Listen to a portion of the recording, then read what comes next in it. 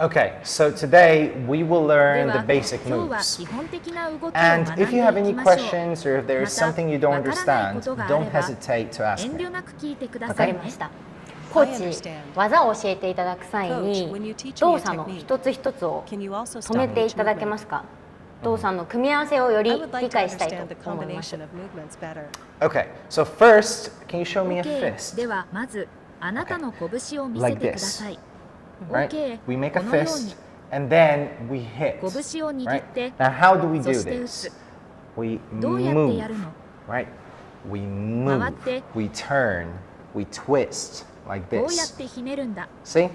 And now, it ほ also ら、 has to come 今 from あな here. たもここからです。 So 体 you の use 勢いを the 利用して momentum from your body. Use the body 体重を weight, 利用することです right? ね。